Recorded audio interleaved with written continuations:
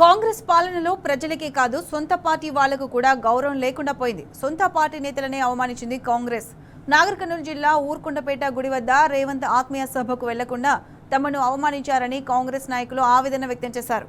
15 ఏళ్లుగా పార్టీలో పనిచేసిన వారికి పాసులు దక్కలేదని వాపోయారు. తమకు ఓటు హక్కు వచ్చినప్పటి నుంచి రేవంత్ రెడ్డిని అభిమానిస్తున్నామని, ఇంతటి అవమానం తట్టుకోలేకపోతున్నామంటున్నారు సదరు కాంగ్రెస్ నేతలు. ఇతర పార్టీలకు వెళ్లి వచ్చిన వారికే కాంగ్రెస్ ప్రాధాన్యం ఇస్తుందని ఆరోపిస్తున్నారు. ఊర్లో నేను కాంగ్రెస్ పార్టీకి నేను ప్రతి దానికి నేను పనిచేస్తా. ఈరోజు మా ఊరికి పాసులు ఒక్క వ్యక్తికి ఇచ్చాడు. ఇక్కడ నడుస్తున్న రాజకీయం ఒక వ్యక్తి, 2 వర్గాలు ఉన్నాయి. ఒక వ్యక్తి మాత్రం తన ఇష్టారాజ్యంగా మొత్తం ఎవరికి ఇష్టం వచ్చినట్టు వాళ్ళకి మాత్రమే పాసులు ఇస్తున్నాడు. నిజమైన కార్యకర్తలకు అన్యాయం జరుగుతుంది. ఇక్కడ ఇది ఎమ్మెల్యే కారణంగా పట్టించుకోలేదు.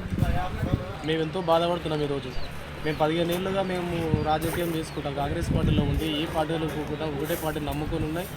ఈరోజు మాకు జరిగిన అవమానాన్ని మేము ఎంతో బాధపడుతున్నాం.